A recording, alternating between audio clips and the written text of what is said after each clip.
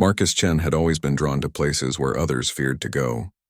The deep cave system on Kepler 442b stretched for miles beneath the planet's surface, a labyrinth of stone corridors that had remained untouched since the first human colonists arrived 3 decades ago.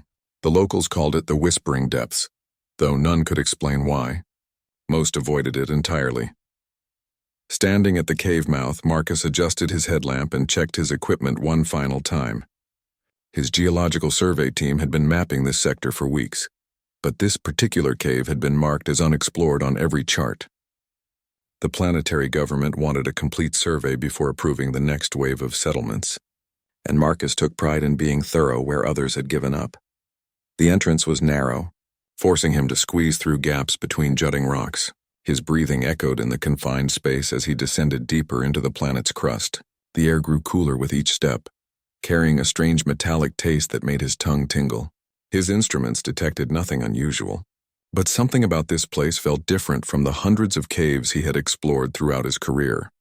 After 2 hours of careful navigation through twisting passages, Marcus emerged into a vast underground chamber. His headlamp beam swept across walls covered in crystalline formations that sparkled like captured starlight. The ceiling disappeared into darkness far above, and the floor was smooth stone polished to an almost mirror finish. At the center of the chamber lay a perfectly circular pool of water, perhaps 20 feet across. The liquid was so clear it seemed to glow with its own inner light, though Marcus knew that was impossible. As he approached, he noticed the water was perfectly still, not even the slightest ripple disturbing its surface despite the air currents in the cavern. Marcus knelt beside the pool and extended his instruments to test the water. The readings made no sense. According to his scanner, the liquid contained trace elements that should not exist in nature, arranged in molecular patterns that defied explanation. The temperature was exactly 98.6 degrees Fahrenheit, the same as human body temperature. His training told him to take samples and return to the surface for analysis. But something about the pool called to him with an intensity that made his rational mind stumble. The water looked so pure, so inviting. Marcus had been underground for hours and his water supplies were running low. Just a small sip to test if it was safe would not hurt. He cupped his hands and lifted the strange water to his lips. It tasted like nothing he had ever experienced, clean and refreshing beyond description. As the liquid touched his throat, warmth spread through his entire body, and for a moment he felt more alive than he ever had before.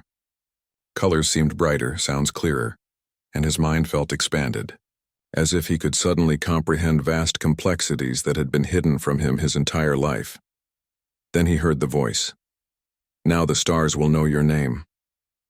Marcus spun around, his hand instinctively reaching for the emergency beacon on his belt. The voice had been soft, almost musical, but definitely real. Someone else was in the chamber with him, though his headlamp revealed nothing but empty stone and shadow. "Who's there?" he called out, his voice echoing off the cavern walls. "Show yourself." Silence answered him, broken only by the steady drip of water somewhere in the darkness. Marcus swept his light across every corner of the chamber, but he was alone. Yet the voice had been unmistakable, speaking directly behind him as if someone had been standing at his shoulder. He activated his comm unit to contact the surface, but received only static. The signal could not penetrate this deep into the planet's crust, leaving him isolated in the ancient chamber. Marcus tried to rationalize what he had heard. Perhaps it was an acoustic effect, sound from the surface somehow channeled through the cave system, or maybe he was experiencing hallucinations from some unknown gas seeping from the rocks. But deep in his mind, he knew neither explanation felt right. The voice had been too clear, too purposeful, and there was something else, a growing awareness that felt like knowledge being planted directly into his consciousness. Images flashed through his mind of vast distances, of worlds spinning through space, of civilizations rising and falling across the galaxy. Marcus stumbled backward from the pool, his mind reeling from the sudden influx of impossible visions. In those brief moments, he had seen things that could not exist. Cities made of light floating between stars, beings of pure energy traveling through dimensions, technologies that made human science look like crude stone tools. The visions faded, leaving him gasping on the chamber floor. But the knowledge remained, buried in his memory like seeds waiting to sprout. He understood somehow that drinking from the pool had changed him in ways he could not yet comprehend. The water had been more than just water. It was some kind of catalyst, a key that had unlocked something within his human DNA that had been dormant for millions of years. Standing on unsteady legs, Marcus looked once more at the mysterious pool. The water still glowed with that inner light, but now he could see patterns in its depths, symbols and equations that his enhanced mind was beginning to recognize as formulas for technologies beyond current human understanding. He needed to return to the surface and report his discovery. But as he turned to leave the chamber, Marcus felt certain that his life had just taken a turn that would reshape not only his own destiny, but the future of humanity itself. The voice had spoken of stars knowing his name, and somehow he understood that was not merely poetry. In the days to come, he would discover that the ancient pool had done more than just change his perception. It had awakened abilities that would allow humanity to take its next great step into the cosmos. But for now, all Marcus knew was that he had to reach the surface and try to make sense of what had just happened to him in the depths of an alien world. The journey back to the surface took Marcus 3 hours, but it felt like minutes. His enhanced awareness made every step feel purposeful, as if he was moving through a world that now made perfect sense. The cave passages that had seemed confusing on his descent now appeared as clear as marked highways. He could sense air currents that would lead him out, hear acoustic signatures that told him which tunnels connected to the surface. When Marcus finally emerged into the amber daylight of Kepler 442b's twin suns, his team was waiting anxiously at the cave entrance. Dr. Sarah Williams, the expedition's xenobiologist, rushed forward as she saw him climb out of the narrow opening. "Marcus, thank God. We lost your signal hours ago. We were about to send a rescue team down after you." Her relief was obvious, but it quickly turned to concern as she got a closer look at his face. "Are you feeling all right? You look different somehow." Marcus paused, uncertain how to explain what had happened to him. In the bright sunlight, the events in the cave felt almost dreamlike. But the knowledge was still there, pulsing quietly in the back of his mind like a second heartbeat. He could see things now that had been invisible before. The way light bent around certain rock formations, the mathematical patterns in the way the alien vegetation grew, the electromagnetic signatures given off by his teammates' equipment. "I found something down there," he said carefully. "Something that shouldn't exist according to our current understanding of this planet's geology." Dr. Williams activated her medical scanner and ran it over Marcus. The device immediately began producing readings that made her frown. "Your brain activity is off the charts. Neural pathways are firing in patterns I've never seen before. And your DNA," she paused, running the scan again. "There are sequences here that weren't in your medical file from last week." "What does that mean?" asked Tom Rodriguez, the team's engineer. "It means something has altered Marcus at the genetic level, which should be impossible." Sarah's voice carried a mixture of fascination and alarm. "We need to get you back to the research station immediately for a full medical evaluation." But Marcus was no longer listening to their conversation. His enhanced perception had detected something that made his blood run cold. High above them, barely visible against the planet's pale sky, were 3 metallic objects moving in perfect formation. They were too angular to be natural, too precise in their movements to be debris. Ships. Alien ships. "We need to leave. Now." Marcus's voice carried an urgency that made the others look up. Tom shaded his eyes against the twin suns. "I don't see anything. They're there. 3 ships approaching from the north. We have maybe 10 minutes before they reach our position." Marcus was already gathering his equipment, his movements quick and efficient. Sarah was about to argue when her comm unit crackled to life. The voice of Base Commander Harrison filled the air, tight with controlled panic. "All field teams return to base immediately. We have unidentified craft entering our atmosphere. This is not a drill. Repeat, all teams return to base now." As they raced toward their transport vehicle, Marcus felt the knowledge from the cave expanding in his mind. He understood now what the voice had meant. The pool had not just changed him randomly, it had prepared him for what was coming. Humanity was about to face its first contact with a hostile alien intelligence, and somehow the ancient water had given him the tools he would need to help his species survive. The trip back to the research station took 30 minutes through rough terrain. During the journey, Marcus found himself accessing memories that were not his own.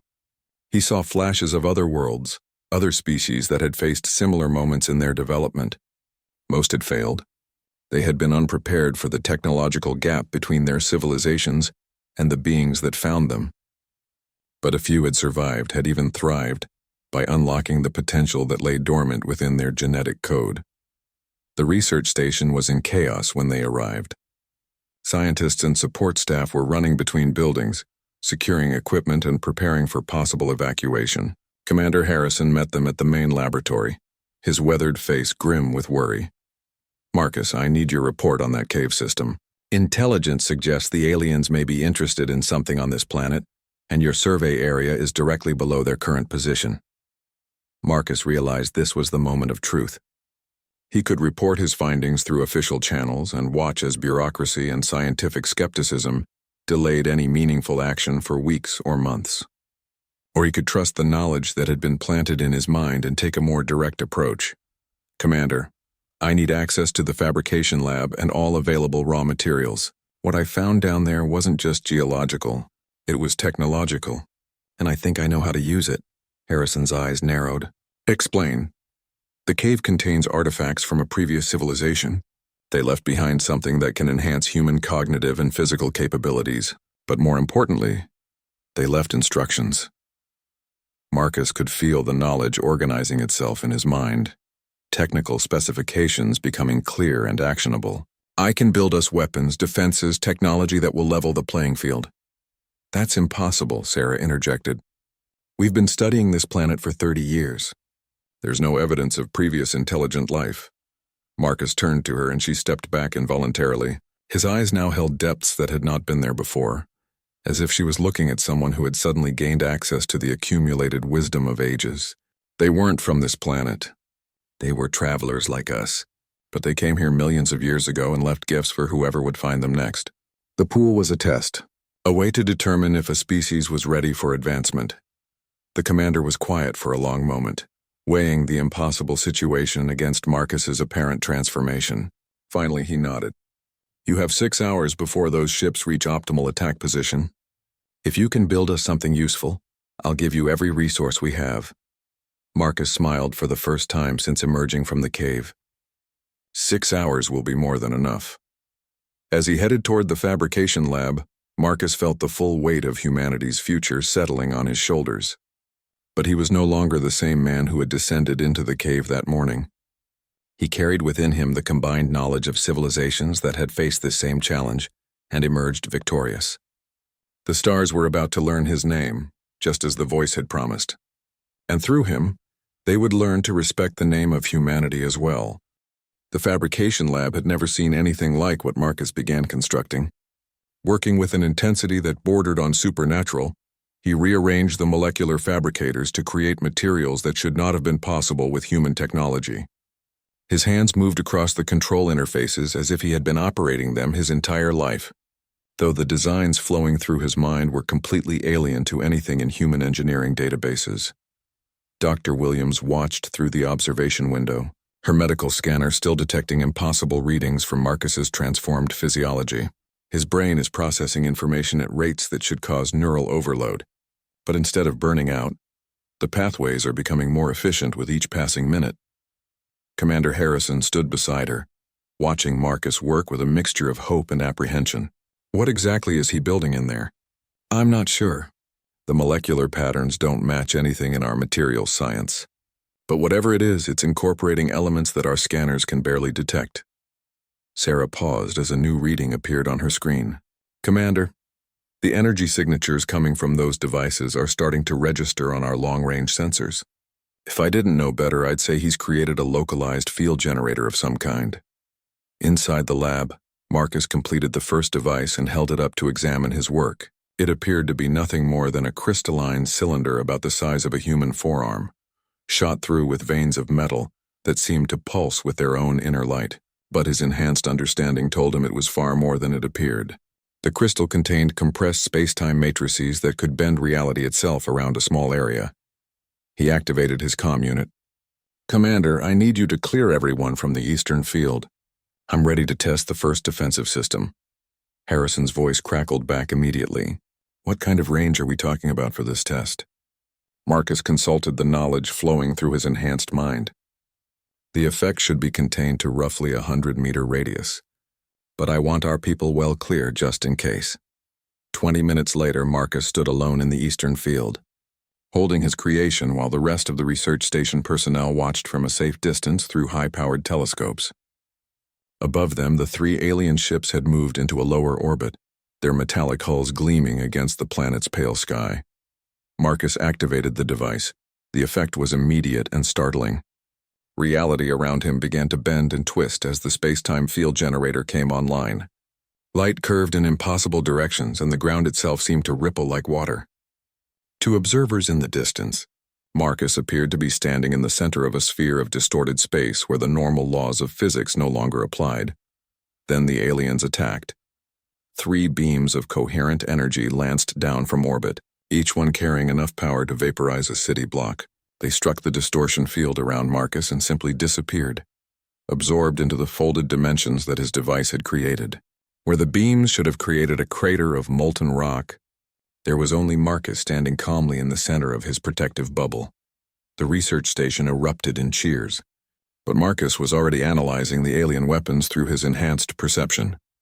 The energy signatures told him everything he needed to know about their technology level, their power sources, and most importantly, their weaknesses. He deactivated the field generator and jogged back toward the main complex, his mind already designing the next phase of humanity's defense. As he ran, his comm unit buzzed with an incoming transmission on a frequency that should not have been accessible to human technology. Human creature, you possess technology that does not belong to your species. Surrender it to us, and your people will be allowed to serve as workers in our expansion fleet. Refuse, and your world will be reduced to component atoms. Marcus smiled as he continued running. The voice spoke in a language he had never heard before, but his transformed mind translated it effortlessly. More than that, he could hear the underlying assumptions in the aliens' tone. They believed they were dealing with a primitive species that had somehow stumbled upon a single piece of advanced technology. They had no idea what they were truly facing. "This is Marcus Chen of the Human Colonial Authority," he responded, his voice carrying clearly across the impossible distance to the ships above. "Your terms are rejected. You have 30 minutes to leave this system before we demonstrate why that would be in your best interest." The alien's response came back immediately, filled with what Marcus recognized as amusement. "Foolish creature, you have shown us one defensive device. We have an entire fleet approaching this position. Your primitive fabrication technology cannot possibly produce enough weapons to challenge us." "You're right," Marcus admitted as he reached the fabrication lab. "My primitive fabrication technology can't challenge you, but the technology I'm about to build can do much more than challenge you. It can make your fleet disappear entirely." He cut the transmission and turned to Commander Harrison, who had been listening to the exchange with growing alarm. "I need every person in this station working on fabrication. The device I just tested was kindergarten level compared to what we need to build next. What exactly are you planning?" Harrison asked. Marcus's eyes took on that distant look again as he accessed memories from civilizations that had faced similar invasions across the galaxy. The Kethamori hegemony has been expanding across this sector for the past 3,000 years. They've conquered 47 different species by following the same pattern. Find a world with useful resources, eliminate or enslave the local population, strip the planet bare and move on to the next target. Sarah entered the lab just in time to hear his explanation. "How could you possibly know that?" "Because they've tried this before. Many times, and every so often they encounter a species that's been prepared for their arrival."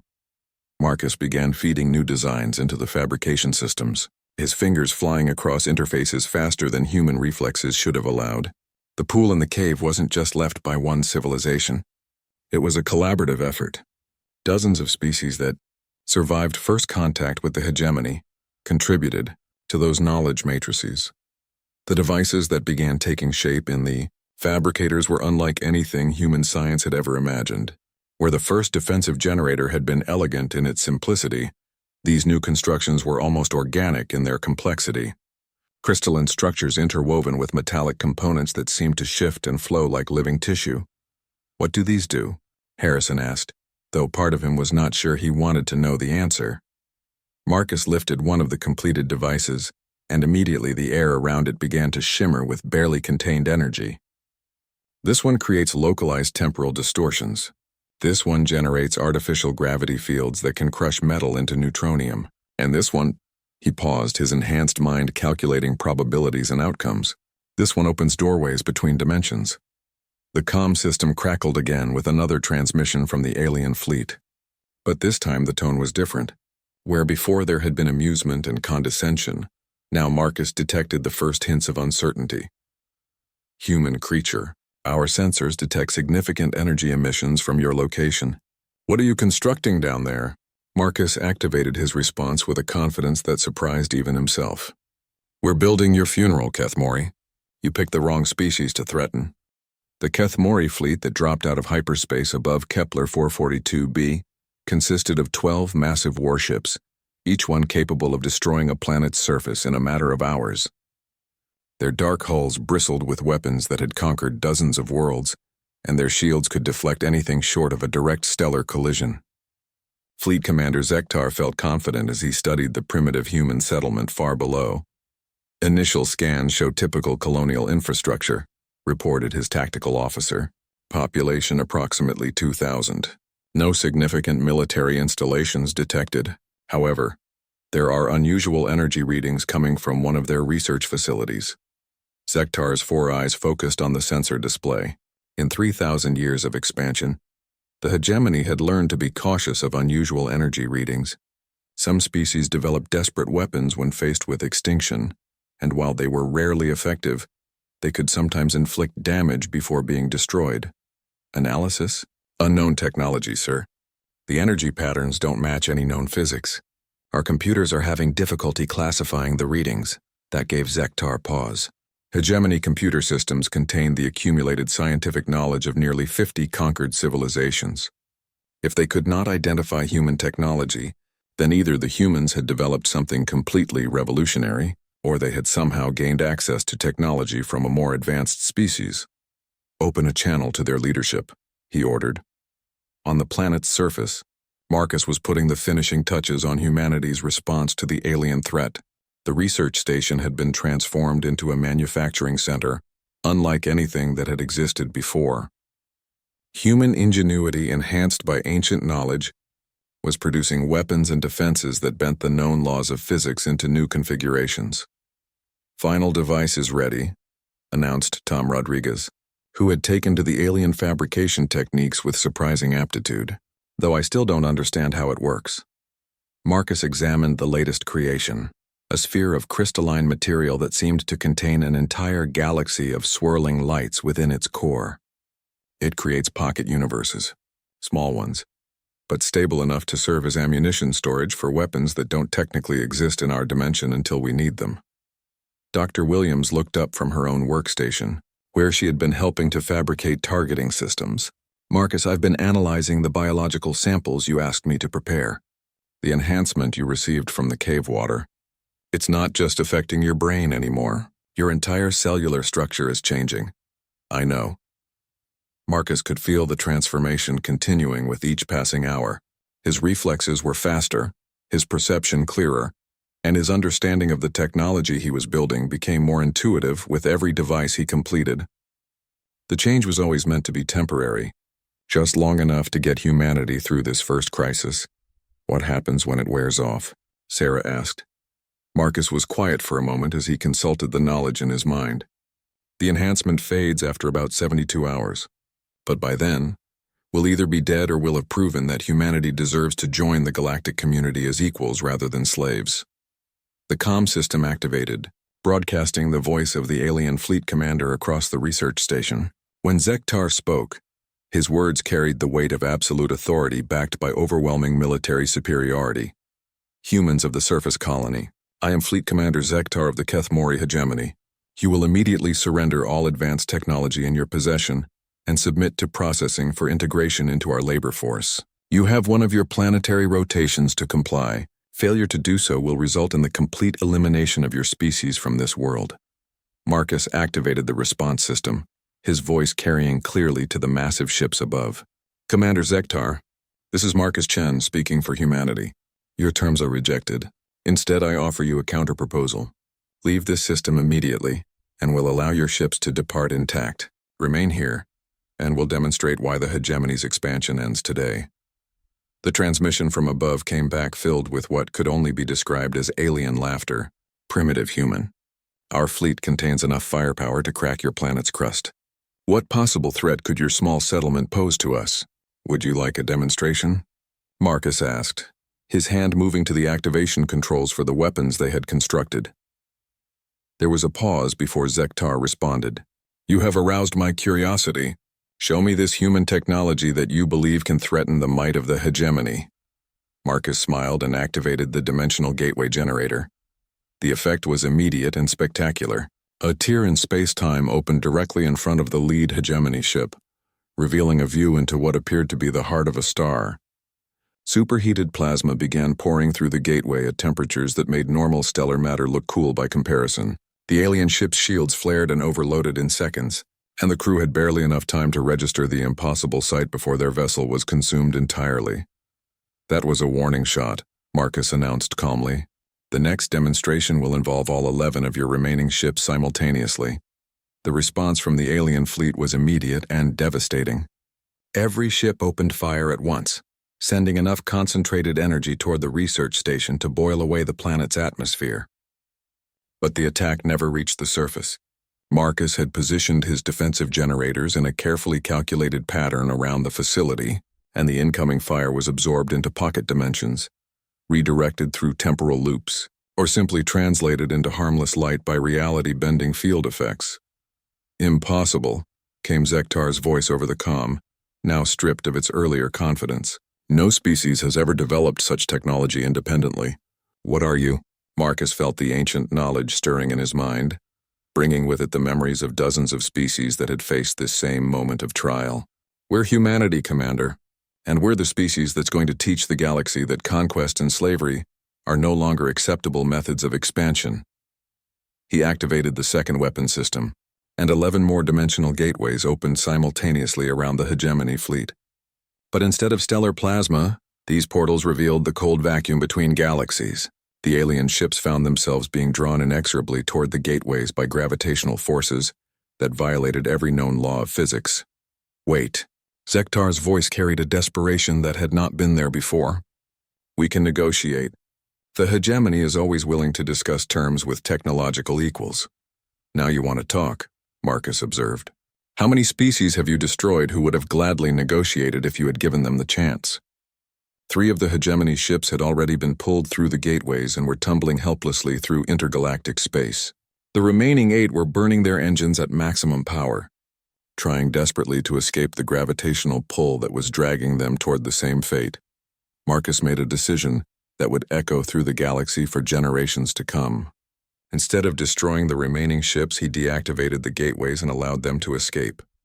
Take a message back to your hegemony, Zektar, he broadcast to the fleeing fleet. Tell them that humanity has joined the galactic community.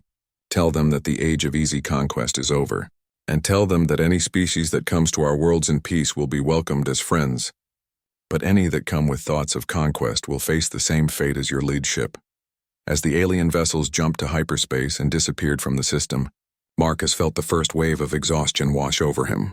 The enhanced abilities were beginning to fade, just as he had known they would. But humanity had passed its first test. They had proven themselves worthy of the ancient knowledge, and the galaxy would never be the same. 3 days after the Keth Mori fleet's retreat, Marcus sat in the research station's medical bay as Dr. Williams ran her final battery of tests. The extraordinary abilities that had allowed him to single-handedly defend humanity were fading as predicted, but the knowledge itself remained locked in his memory like a vast library he could still access, though no longer with the perfect clarity he had possessed during the crisis. Your brain patterns are returning to normal human ranges, Sarah reported, though her voice carried a note of sadness. Whatever that water did to you, the effects are definitely temporary. But Marcus, the knowledge you gained, is it still there? Marcus nodded slowly. It's like trying to remember a dream. I know it happened and I can recall pieces of it, but the overwhelming clarity is gone. I can still remember the basic principles of the technology we built, but actually constructing more devices. He shrugged. It would take me months to figure out what I accomplished in hours. Commander Harrison entered the medical bay, carrying a data pad and wearing an expression that mixed relief with concern. "We've been monitoring communications across the sector. The word about what happened here is spreading fast. And Marcus, we're not the only ones who've been drinking from ancient pools." "What do you mean?" Marcus sat up straighter, suddenly alert. 3 other human colonies have reported similar discoveries: cave systems with pools of enhanced water, archaeological sites with technology that doesn't match any known civilization. It's like someone scattered these gifts across human space, waiting for us to find them when we needed them most. Sarah frowned as she considered the implications. That can't be a coincidence. Someone planned this, but who? And why? Marcus closed his eyes and reached for the fading knowledge in his mind. Fragments of memory surfaced, showing him glimpses of a vast galactic civilization that had existed millions of years before humanity had even evolved. "The predecessors," he said quietly. "That's what the other species called them. They weren't conquerors like the Kethmori. They were gardeners." "Gardeners?" Harrison asked. "They traveled the galaxy planting seeds of knowledge and technology, wherever they found worlds that might eventually develop intelligent life. But they didn't just leave random gifts. They designed tests, challenges that would only activate when a species faced its first real threat from outside their home system." Marcus opened his eyes, and for a moment they held an echo of the vast awareness he had briefly possessed. They wanted to make sure that only species capable of defending themselves and others would gain access to advanced technology. The comm system activated, interrupting their conversation with an incoming transmission from Earth. The face of Admiral Chen Rodriguez, Marcus's distant cousin and the highest-ranking officer in the Colonial Defense Force, appeared on the main screen. "Marcus, we need you and your team back on Earth immediately. The technology demonstrations you sent have the entire scientific community in an uproar, and every government on the planet is demanding answers. More importantly, we're detecting massive fleet movements throughout this sector. It seems your little display of force has attracted attention from more than just the Kethmori." Marcus felt a chill run down his spine. "What kind of attention?" "Long-range sensors show at least 6 different alien civilizations moving ships toward human space. Some appear to be coming as potential allies, others." The Admiral paused. "Others are bringing enough firepower to turn our entire colonial region into an asteroid field." "How long do we have?" Commander Harrison asked. 3 weeks, maybe 4. The closest fleet will reach the outer colonies within a month." Admiral Rodriguez's expression was grim. "Marcus, whatever you learned from that cave, we need to teach it to others. Fast." Over the next week, as they prepared for the journey back to Earth, Marcus worked with his team to document everything they could remember about the ancient technology. But it quickly became clear that simple documentation would not be enough. The devices they had built required an intuitive understanding of principles that human science was not yet ready to accept. "It's like trying to explain color to someone who's been blind since birth," Tom Rodriguez explained during one of their planning sessions. "I can write down the technical specifications, but without the enhanced perception, nobody will be able to make sense of them." Dr. Williams had been conducting experiments with samples of the cave water, trying to understand how it had produced Marcus's transformation. "I've isolated the active compounds, but they're unlike anything in our biochemistry databases. The molecular structures are so complex that our computers can't even model them properly." "What if we could synthesize more of the enhancement?" Marcus suggested. "If we could give the same abilities to other humans, they could build the defenses we need." Sarah shook her head. "I've been trying, but the water isn't just water with added chemicals. It's something else entirely. The quantum structure of the molecules suggests they exist partially outside normal space-time. I can't replicate something I can't fully understand." It was Tom who proposed the solution that would change everything. "What if we don't need to replicate the water itself?" "Marcus, you said the predecessors left similar caches throughout human space.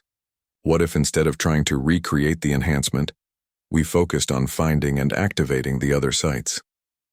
Marcus considered this, accessing what remained of his enhanced memories. The sites are connected, part of a network. If we could activate multiple pools simultaneously, The effect might be strong enough to share the enhancement across greater distances. How many sites would we need? Harrison asked. According to the knowledge I gained, there should be at least 12 sites within human space, if we could activate them in a coordinated manner. Marcus paused as calculations flowed through his mind. We could potentially enhance hundreds of humans simultaneously, enough to build the defenses we need and train others in their operation. The plan that emerged was ambitious beyond anything humanity had ever attempted. Teams would be dispatched to every suspected predecessor site, equipped with the knowledge needed to identify and activate the enhancement pools. Meanwhile, Earth's most brilliant scientists and engineers would be prepared to receive the temporary enhancement and use it to rapidly advance human technology. As their ship lifted off from Kepler 442b, heading toward Earth and an uncertain future, Marcus felt the weight of responsibility settling on his shoulders once again, but this time, he would not bear it alone. Humanity was about to take its next great leap forward, not as scattered colonies struggling to survive, but as a unified species ready to claim its place among the stars. The voice from the cave had promised that the stars would know his name, but Marcus now understood that the real promise had been much greater. The stars would know humanity's name and they would learn to respect it. In the depths of space, other civilizations were already beginning to take notice. The age of easy conquest was indeed over, and a new chapter in galactic history was about to begin. The emergency session of the Galactic Council had been called within hours of receiving Fleet Commander Zektar's report about the human encounter. Representatives from 43 different species gathered in the Great Chamber on Nexus Prime, their various forms of communication creating a babble of sounds, lights, and chemical emissions that the translation system struggled to process. High Counselor Vexithara of the Ethereal Collective called for order, her crystalline form pulsing with authority. We have all reviewed the sensor data from the Kethmori engagement. The humans demonstrated technology that our finest scientists cannot explain. How does a species that achieved interstellar flight less than a century ago suddenly possess weapons that can manipulate space-time itself? The Kethmori delegate, Admiral Northak, stood to address the assembly. His scarred carapace bore the marks of countless battles, but his voice carried a humility that had not been there before the human encounter. Honored counselors, I must speak in defense of Fleet Commander Zektar's tactical decisions. Our intelligence indicated a primitive colony with no significant defenses. What we encountered was technology that surpasses anything in the hegemony's arsenal. Impossible, clicked Ambassador Zektar from the Hive Confederation. Our database contains the technological profiles of every known spacefaring species. Humans rate barely above the threshold for galactic recognition. They cannot have developed such capabilities independently. It was then that Scholar Quinara of the Archive Keepers spoke, her ancient voice carrying the weight of millennia. Unless they did not develop it independently. The chamber fell silent as one of the galaxy's most respected historians continued. There are legends ancient beyond most of our civilizations, of a species that once traveled among the stars not as conquerors, but as teachers. They were called the predecessors, the first ones, the Star Gardeners. Most considered them myth. High Counselor Vexithara's form shifted to a deeper blue, indicating deep thought. You suggest these humans have discovered predecessor technology? I suggest they may have been chosen by it, Quinara replied. The legends speak of tests, of challenges that would awaken dormant gifts when a species proved itself worthy. What if the predecessors did not disappear, but simply evolved beyond our ability to perceive them? What if they have been watching, waiting, preparing certain species for this moment? The implications sent ripples of unease through the assembled delegates. If the humans had access to predecessor technology, it changed everything about the galactic balance of power. Meanwhile, on Earth, the greatest mobilization in human history was underway. Research teams had been dispatched to 11 additional predecessor sites, scattered across human space, each equipped with the information Marcus and his team had gathered.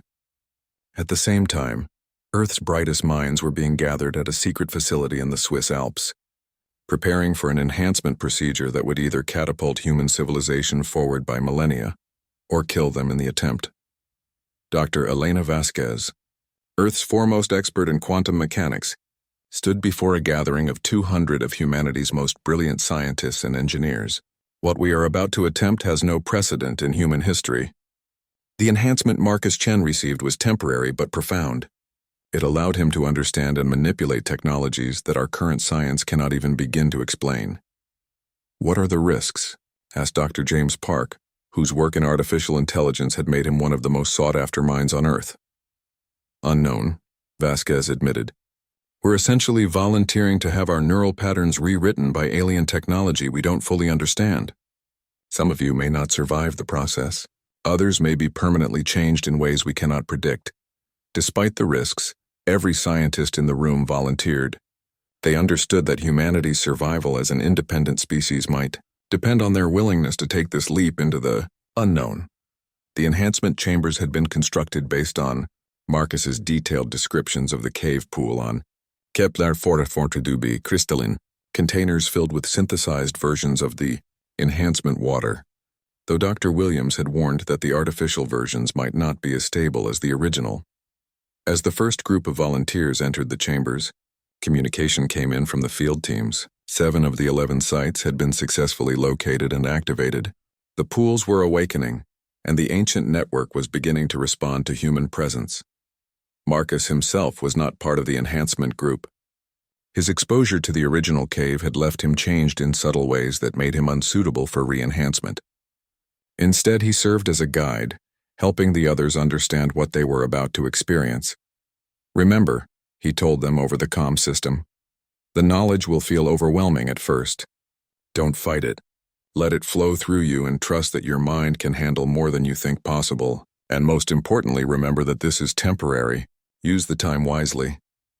The enhancement process began simultaneously across all 8 active sites.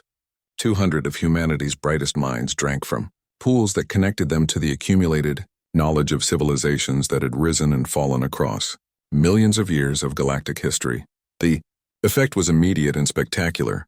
Dr. Vasquez gasped as her consciousness expanded beyond anything she had ever imagined possible. She could suddenly perceive the quantum foam that underlied reality, see the mathematical relationships that governed the fundamental forces of the universe. Around her, the other volunteers were experiencing similar revelations as their enhanced minds gained access to scientific principles that human civilization was still centuries away from discovering on its own. But the enhancement was not just about knowledge. It was about potential. Each human who drank from the pools found their creativity amplified, their intuition sharpened, their ability to see connections and possibilities expanded beyond all previous limits. Within hours, they were designing technologies that would have taken human science decades to develop. Faster than light communication systems, defensive shields that could deflect planet-killing weapons, manufacturing techniques that could reshape matter at the atomic level. As news of the enhancement spread throughout human space, the galactic community was forced to confront a new reality.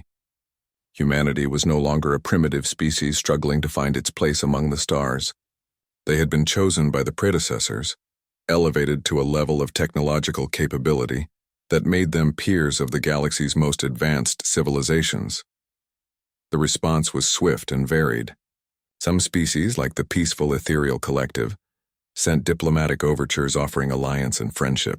Others, like the militaristic Kethmori hegemony, began frantically searching their own territories for predecessor sites that might have been overlooked.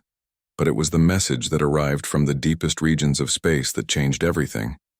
It came not through conventional communication channels, but directly into the minds of every enhanced human, simultaneously. The voice was ancient beyond measure, filled with wisdom and sadness in equal parts. "Children of Earth," it said, "you have passed the first test and proven yourselves worthy of the gifts we left for you, but greater challenges await. The galaxy is not prepared for the changes your emergence will bring. Some will welcome you as allies. Others will see you as a threat to be eliminated. We can guide you, but we cannot fight your battles for you. The choice of how to use our gifts is yours alone. Choose wisely, for the fate of all sapient life may depend upon your decisions." As the message faded, Marcus felt a chill of premonition. Humanity had gained incredible power, but power always came with a price. The galaxy would never be the same, and the greatest challenges were yet to come. 2 months after the first enhancement, Marcus stood on the observation deck of the newly constructed Earth defense platform, watching as humanity's transformed fleet conducted training exercises in Earth's orbital space. Ships that incorporated predecessor technology moved through space in ways that defied conventional physics, their hulls shimmering with protective fields that could withstand the fury of dying stars. The transformation had been remarkable and terrifying in equal measure. 200 enhanced humans had become the architects of a technological revolution that catapulted human civilization forward by thousands of years in a matter of weeks. But the greatest changes were yet to come, as reports filtered in from across the galaxy about the consequences of humanity's dramatic emergence. Dr. Elena Vasquez approached, her expression carrying the weight of knowledge that still sometimes overwhelmed her, even after weeks of enhancement integration. Marcus, we're receiving reports from the outer colonies. 3 more alien civilizations have made contact, and they're all asking the same question. Which is, they want to know if humanity is willing to share predecessor technology with other species. Elena paused, looking out at the fleet exercises. The Ethereal Collective is offering a formal alliance. The Aquan Federation wants to negotiate technology exchange agreements. Even some of the smaller species that have never interacted with humans before are sending diplomatic missions. Marcus nodded. He had expected this. In the enhanced state, he had seen glimpses of possible futures, some bright with cooperation and mutual advancement, others dark with fear and conflict. What does the Council think? Divided, Elena admitted. Some of our enhanced colleagues believe we have a moral obligation to share what we've learned. Others think we should be more cautious, especially given some of the other reports we're receiving. Those other reports were troubling. Intelligence gathered by human scouts indicated that several major galactic powers were not responding to humanity's emergence with diplomatic overtures. The Vorthan Empire had begun militarizing their border systems. The Silicon Brotherhood was reportedly conducting experiments aimed at reverse engineering human technology from the debris of the destroyed Keth Mori ship. Most concerning of all, there were rumors of a coalition forming among species that viewed enhanced humanity as an existential threat to the established galactic order. The comm system activated, broadcasting Admiral Rodriguez's voice throughout the platform. All senior staff to the briefing room. Priority 1 intelligence update. The briefing room was filled with humanity's new leadership, a mixture of traditional military officers and enhanced scientists whose understanding of warfare had been transformed by predecessor knowledge. Admiral Rodriguez stood before a holographic display showing the galactic map, with numerous fleet positions marked in red. Ladies and gentlemen, we have a problem.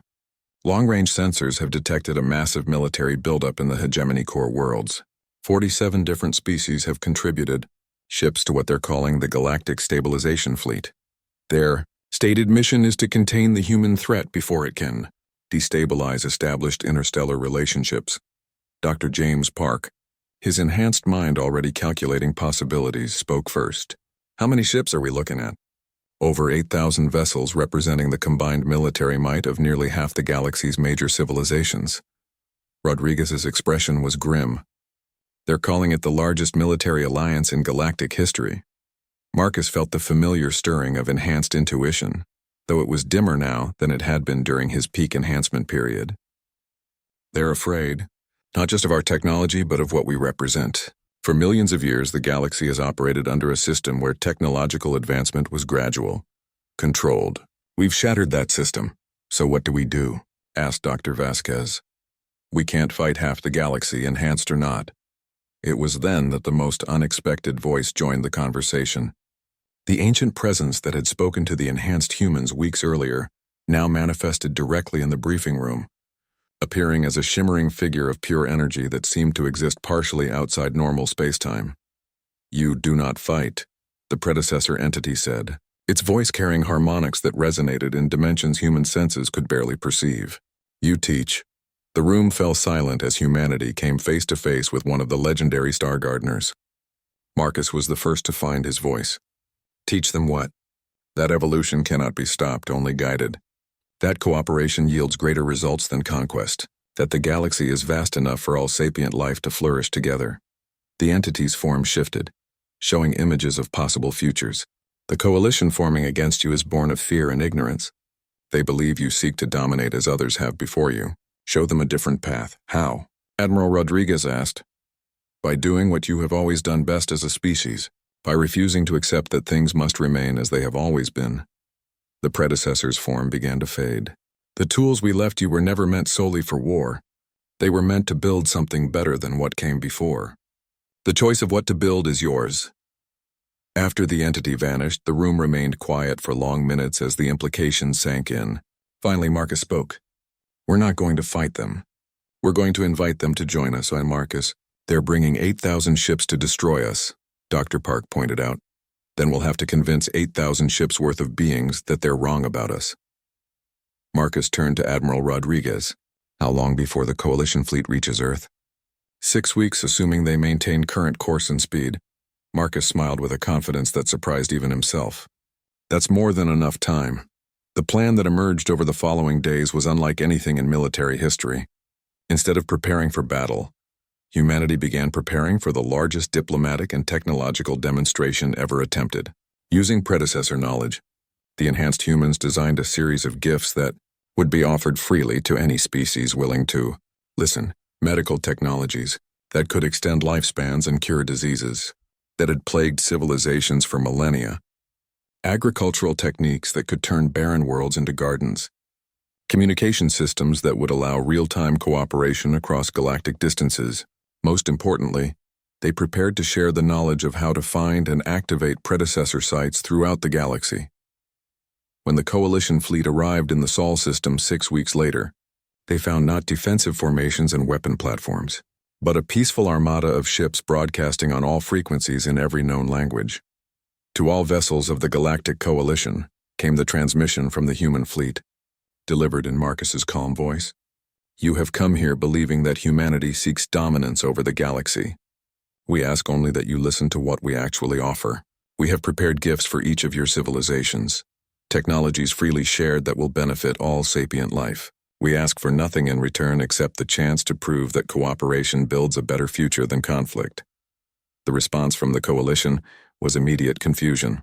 This was not what they had expected from a species that had demonstrated the ability to destroy entire fleets. It was High Admiral Zexthon of the Vorthon Empire who finally responded. Humans, if this is some kind of trick? No trick, Marcus replied.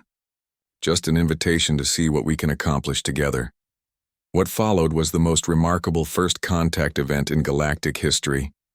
One by one, species that had come to destroy humanity instead found themselves invited aboard human vessels to witness technologies that could transform their civilizations.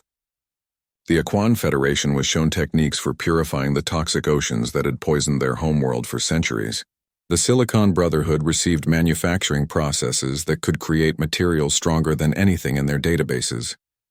Most importantly, humanity shared the locations and activation procedures for predecessor sites throughout Coalition territory. The gift of enhancement was offered freely to any species willing to accept it, along with the knowledge that such enhancement came with the responsibility to use it wisely. Within a week, the Coalition fleet had transformed from an invasion force into the largest scientific expedition in galactic history. Ships that had come to wage war instead formed research partnerships, sharing data, and collaborating on projects that would benefit entire sectors of space. The transformation was not without challenges. Some species struggled with the enhanced state, finding the expanded awareness too overwhelming for their neural structures. Others worried about the long-term implications of such rapid technological advancement. But gradually, the galaxy began to adapt to its new reality. Marcus stood once again on the observation deck of the Earth Defense Platform, but now he was not alone. Representatives from dozens of species worked alongside humans, their combined efforts creating technologies and solving problems that no single civilization could have addressed alone. The stars had indeed learned his name, as the voice in the cave had promised. But more importantly, they had learned humanity's name, and with it, they had learned a new way of existing among the infinite reaches of space. The age of conquest was over. The age of cooperation had begun. In the depths of space, the predecessors watched,